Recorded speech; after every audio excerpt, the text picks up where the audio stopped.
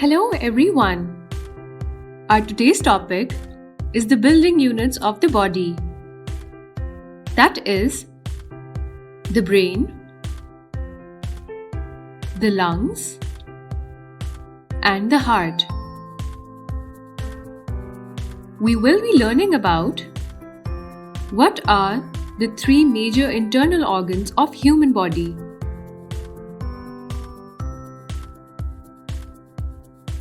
What are these organs made up of? What are the functions of each of these organs? And so on. Human body is a combination of a variety of structures and organs, with each of them having a different function. Some of the major components of human body are skin, muscles, skeleton, stomach, liver, lungs, heart, kidneys, and the brain. Today, we will learn about three major internal organs of the human body. That are the brain, the lungs, the heart. The brain. Human brain is the main control center of your body. In fact, it is in charge of your entire body. Human brain consists of three main parts: cerebrum, cerebellum, brainstem. This lesson, Human Brain for Kids, teaches more facts about the human brain. Functions of the human brain. Checks all the information from the sense organs. Makes decisions about what to do. Sends signals out to get things done. Processes and stores huge amounts of information. What is the human brain made of? The human brain is an organ made of dense, grayish-pink tissue. It feels like stiff jelly and is covered with deep wrinkle-like grooves. The human brain is composed of neurons, blood vessels, and some supporting cells called glia. The brain has got its grayish color from the neurons and pink color from the blood vessels. An average adult human brain weighs about 1400 grams and contains billions of neurons and trillions of glial cells. These help you to think, feel, remember, dream, control your body, and live. Make fists with both of your hands and put them together. Now, you can get a rough idea of how big your brain is. Did you know there can be about as many cells in your brain as there are stars in the galaxy or the Milky Way? How is the human brain protected? The human brain is located inside the head. It is protected by the bones of the skull and a covering of three thin membranes called meninges. For extra protection, the brain is surrounded and cushioned by liquid that helps to absorb shocks. The human brain has its main parts. At this stage, we are going to learn the following major parts of the human brain. Parts of the human brain: cerebrum, cerebellum, brainstem, the lungs.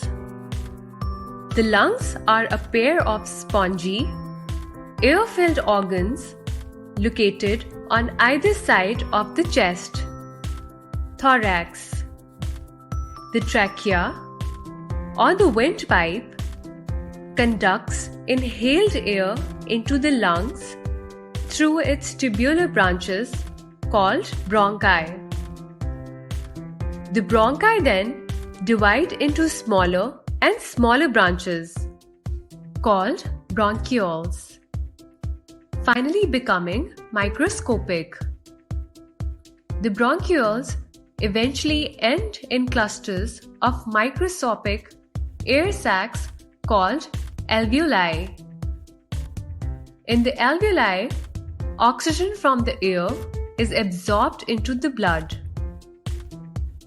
Carbon dioxide, a waste product of metabolism, travels from the blood to the alveoli, where it can be exhaled. Between the alveoli is a thin layer of cells called the interstitium, which contains blood vessels and cells that help support the alveoli. The lungs are covered by a thin tissue layer called the pleura. The same kind of thin tissues lines the inside of the chest cavity, also called pleura.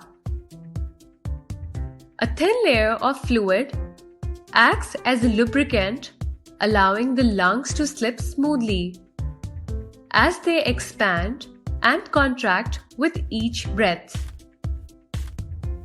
The human heart. What does the heart do? The heart is a pump, usually beating about 60 to 100 times per minute. With each heartbeat, the heart sends blood throughout our bodies, carrying oxygen to every cell. After delivering the oxygen, the blood returns to the heart. The heart then sends the blood to the lungs to pick up more oxygen. This cycle repeats over and over again. The circulatory system carries oxygen, nutrients, and hormones to cells and removes waste products like carbon dioxide.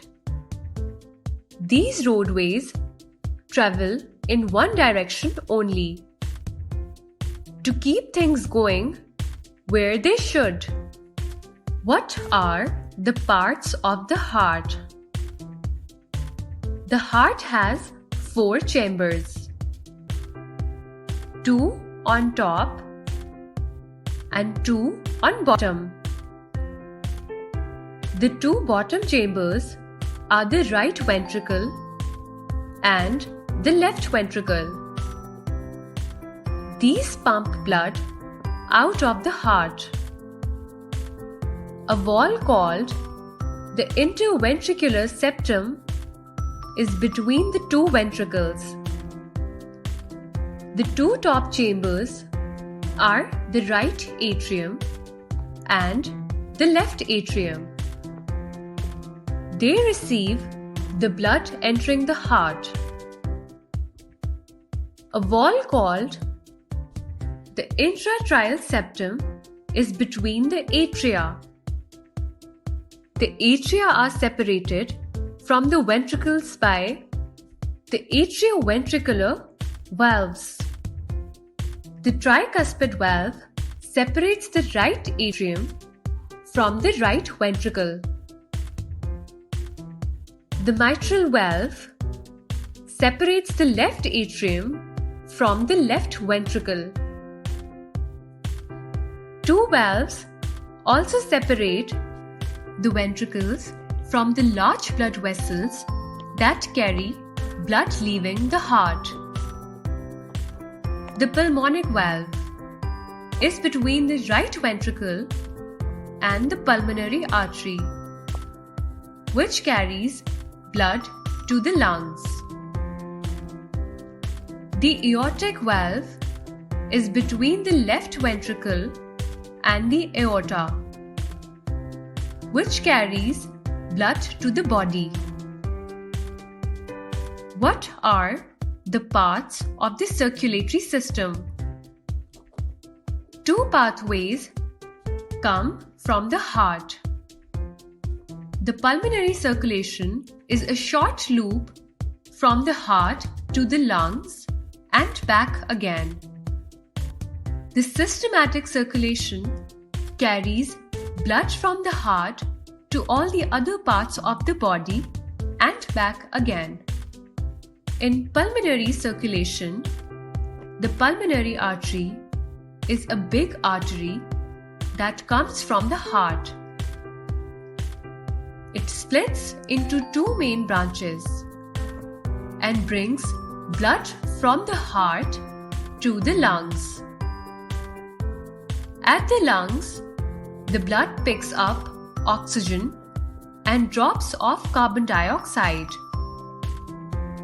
The blood then returns to the heart through the pulmonary veins.